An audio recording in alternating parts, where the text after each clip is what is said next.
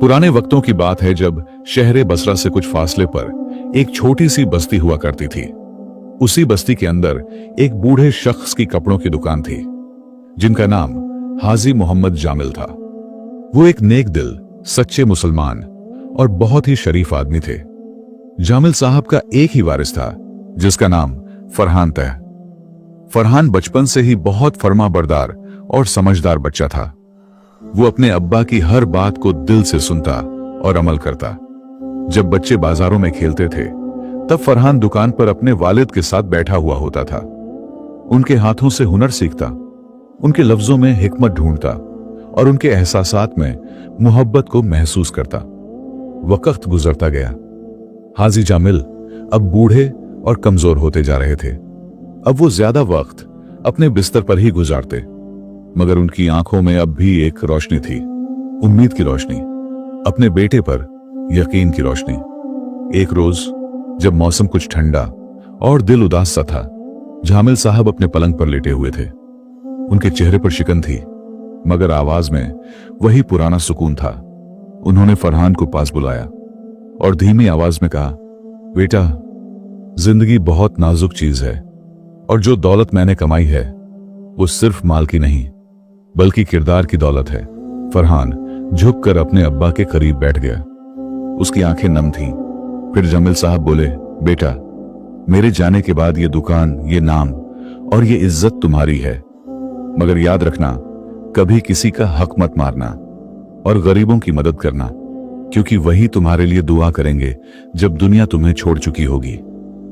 फरहान ने अपने अब्बा के हाथों को चूमा और कहा, अब्बा, मैं आपकी हर बात को अपने दिल में उतारने की कोशिश करूंगा। और फिर इसके कुछ ही दिनों बाद हाजी जामिल इस फानी दुनिया से रुखसत हो गए। उनकी जुदाई पर पूरा कस्बा गमगीन था, लेकिन फरहान सबसे ज्यादा टूट चुका था। बाप के इंतकाल के बाद वो हर दिन अपनी दुकान पर बैठता। उसको हर कोने से अपने वालिद की यादें टपकती नजर आती। उनके कहे हुए अल्फाज उसके जहन में गूंजते कि कभी किसी का हक मत मारना और हमेशा गरीबों की मदद करना। इसी गम और परेशानी में वक्त धीरे धीरे आगे बढ़ रहा था और फरहान ने अब अपने अब्बा की विरासत को ईमानदारी और अदब के साथ संभाल लिया था। दुकान फिर से चलने लगी थी, मगर फरहान अब भी अंदर से बहुत खामोश और संजीदा था। एक रोज जब धूप जरा नरम थी और हवा में ताजगी थी, फरहान अपनी दुकान पर बैठा कपड़े तह कर रहा था। तभी उसके दो पुराने दोस्त यूसुफ और हामिद दुकान पर आए। यूसुफ ने कहा, अरे भाई, जिंदगी तो यूं ही निकल जाएगी। कितने दिन हो गए हैं तुझे कहीं घूमे हुए। चल न कहीं बाहर चलते हैं, दिल भी बहलेगा और कुछ ताजगी भी मिलेगी। फिर हामिद ने हंसते हुए कहा, सुना है शहर बगदाद इन दिनों बहुत रोशन है, चलो वहां चलते हैं, कुछ दिन तफरीह करेंगे और फिर लौट आएंगे। फरहान ने पहले तो इनकार कर दिया। उसने कहा, मेरे अब्बा अभी अभी गुजरे हैं और दुकान भी मेरी जिम्मेदारी है। मगर यूसुफ ने नरमी से कहा, भाई, कुछ दिन दिल बहलाने से अब्बा की नसीहतों में कमी नहीं आएगी। तू अगर उदास रहेगा तो वो भी नाखुश होंगे। फरहान थोड़ी देर खामोश रहा और फिर चलने के लिए तैयार हो गया। अगली सुबह जब सूरज की रोशन ने जमीन को चूमना शुरू ही किया था कि तीनों दोस्त अपने अपने घोड़ों पर सवार होकर रवाना हो गए। सफर लंबा था। कई मैदान, कई जंगल, कई नदियां और कई कस्बे पार करते हुए वो आखिरकार शहर बगदाद पहुंच गए। बगदाद उस दौर का अजीम तरीन शहर। वहां की इमारतें बुलंद, बाजार गुलजार और लोग जिंदा दिल थे। यहाँ की हर गली एक दास्तान कहती थी, हर नुक्कड़ एक अफसाना रखता था। तीनों दोस्त शहर में इधर उधर घूमते रहे, मस्जिदों का दीदार किया, बाजारों की रौनक देखी और तिजारत की बातें सुनी। मगर फरहान अब भी दिल से उदास था। उसे हर जगह अब्बा की बात याद आती। एक दिन जब वो तीनों बगदाद के पुराने बाजार की एक गली में खड़े थे, वहां चहल पहल थी, रौनक थी। तभी दूर चबूतरे पर एक लड़की खड़ी थी, जिसका लिबास सादा मगर रोशन था। उसकी आंखों में गम, चेहरे पर नूर और चाल में अजीब सा सुकून था। फरहान की नजर जब उस पर पड़ी तो वक्त जैसे थम सा गया हो। वो लड़की बहुत ही खूबसूरत थी, मगर उसकी खूबसूरती में शौक ही नहीं बल्कि एक अजीब सी तन्हाई और पाकीज़गी थी। उसकी आंखों में जैसे कोई पुरानी कहानी दबी हो।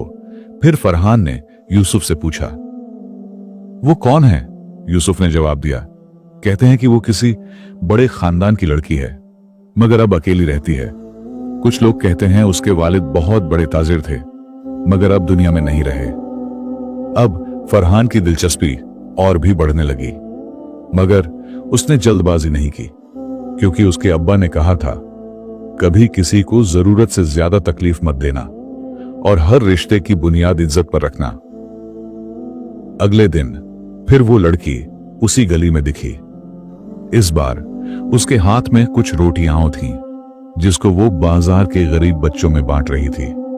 जब फरहान ने उसको देखा तो फरहान के दिल ने कहा, ये तो वैसी ही है जैसे अब्बा चाहते थे, सादगी, इखलास और करम वाली। फरहान अब बगदाद में सिर्फ तफरीह के लिए नहीं था। अब उसके दिल में एक सवाल था, क्या मेरी तकदीर मुझे इस खूबसूरत सीरत वाली लड़की से जोड़ने वाली है?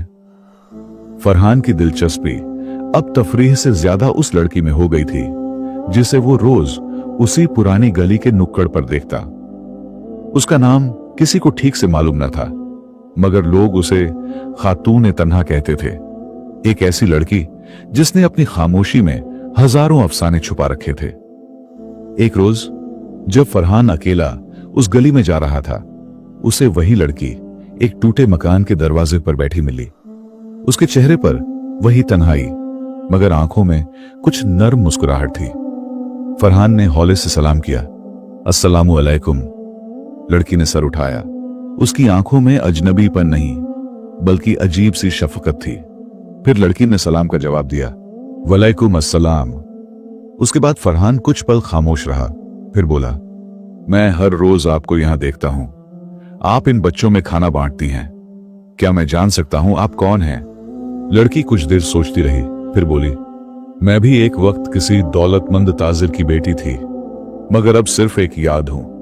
मेरे वालिद की मौत के बाद हमारे सारे रिश्तेदार हमारी दौलत हड़प कर गए। मैं अब तन्हा हूं, लेकिन अल्हम्दुलिल्लाह रब का शुक्र है कि मैं गरीबों को अब भी कुछ दे पाती हूं।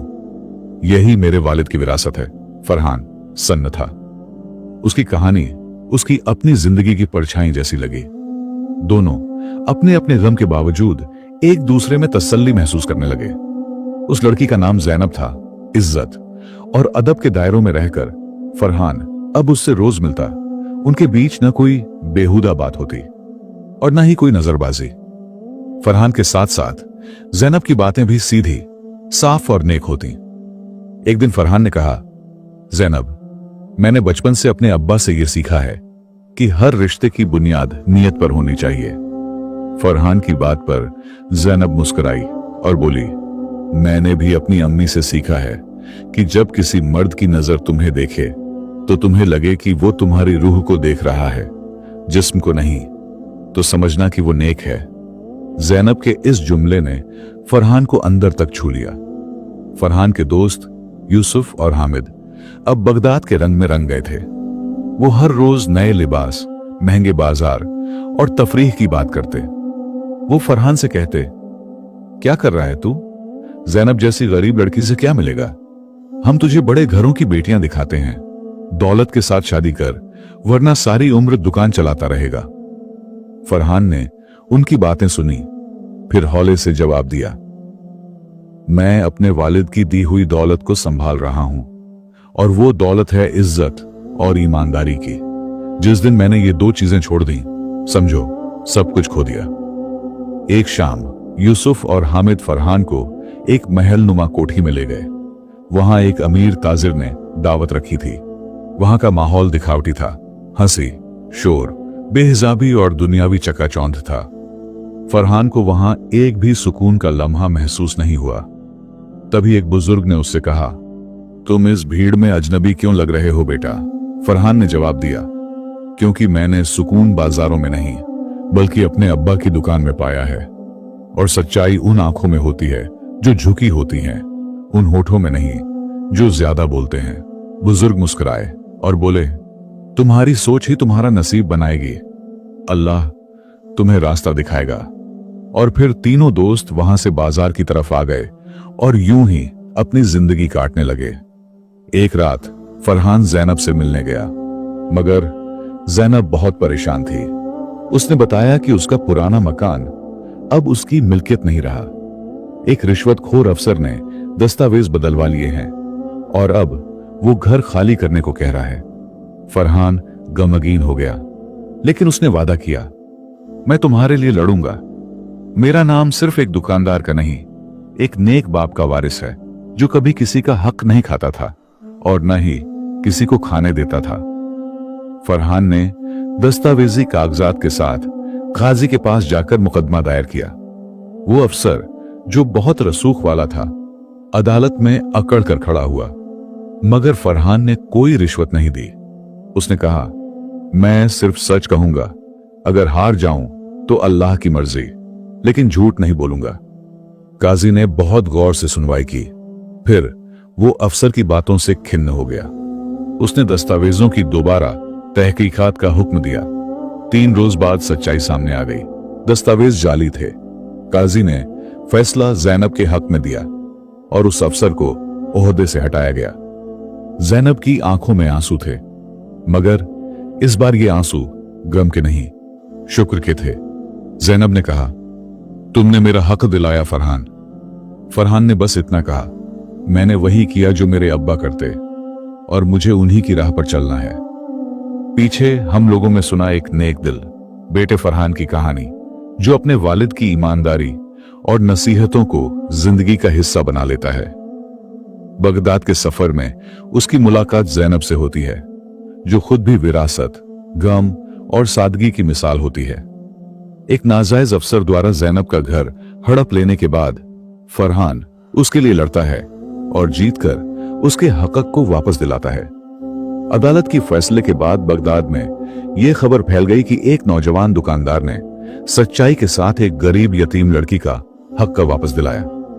लोग फरहान को सिर्फ एक ईमानदार ताजिर ही नहीं, बल्कि वफा का सच्चा वारिस कहने लगे। एक सुबह जब फजर की अजान की सदाएं बगदाद की फिजा में घुल रही थीं, फरहान ने जैनब से मुलाकात की। दोनों के चेहरे पर अब सुकून था। फरहान ने बड़ी संजीदगी से कहा, जैनब, मैं तुम्हारे अखलाक से, तुम्हारी सादगी से और तुम्हारे दिल की पाकीज़गी से मोहब्बत करता हूं। अगर तुम्हें मंजूर हो तो मैं अपने वालिद की विरासत में तुम्हें शरीक करना चाहता हूं, एक बीवी के रूप में, एक साथी के रूप में। जैनब की आंखें भर आईं, लेकिन उसने सर झुकाकर कहा, अगर मेरे वालिद होते तो वो भी तुम्हारे जैसे लड़के का ही इंतखाब करते। फरहान ने तुरंत अपने गांव वालों को खत लिखा और शादी के लिए अपनी मां जैसी बूढ़ी फूफी को बुलवाया। बगदाद में एक सादा मगर रूहानी निकाह की तैयारी हुई। मस्जिद में मौलवी साहब ने दोनों को शरीयत के मुताबिक निकाह में बांध दिया। उस दिन फरहान ने अपने अब्बा की पुरानी कमीज पहनी और जैनब ने अपनी अम्मी की इकलौती बची हुई चादर ओढ़ी। दोनों ने विरासत को सहेजा और एक नई जिंदगी की शुरुआत की। निकाह के कुछ दिन बाद फरहान और जैनब ने बगदाद को अलविदा कहा और शिफा नगर लौट आए। गांव में जब लोग उन्हें देख रहे थे तो कुछ की आंखों में हैरत थी, मगर ज्यादातर की आंखों में दुआ थी। फरहान ने अपनी दुकान फिर से संभाली, मगर अब अकेला नहीं था। जैनब उसकी मदद करती, दुकान को सजाती और गरीबों की मदद में आगे बढ़ती। वक्त गुजरता गया। अल्लाह ने उन्हें एक बेटा अता किया, जिसका नाम उन्होंने अमीन रखा। अमीन अपने दादा हाजी जामिल की तरह सादा, समझदार और फरमाबरदार था।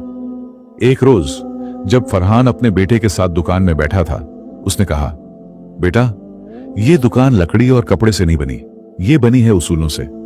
अगर कभी तिजारत में घाटा हो जाए तो झूठ से मत बचाना, बल्कि सच्चाई से निभाना। और याद रखो, असल दौलत वो है जो दिलों में जगह बनाए, जेबों में नहीं। अमीन ने अपने अब्बा की बात को दिल में उतार लिया, ठीक वैसे ही जैसे कभी फरहान ने अपने वालिद की बातें दिल में उतारी थीं। वक्त गुजरता गया और अमीन अब जवानी की दहलीज पर कदम रख चुका था। अमीन जब जवान हुआ तो एक दिन दुकान में एक अमीर आदमी आया उसने बेहद महंगे दाम में कपड़ा खरीदना चाहा और कहा, जो भी हो, बस ये कह देना कि कपड़ा मिस्र का है, मैं तुमको 2 गुना दाम दूंगा। अमीन कुछ पल चुप रहा, फिर कहा, माफ कीजिए, ये कपड़ा मिस्र का नहीं, यमन का है, और मेरा ईमान बिकाऊ नहीं है। वो आदमी हैरान हुआ और पूछा, तुम्हें इस बात से क्या मिलेगा?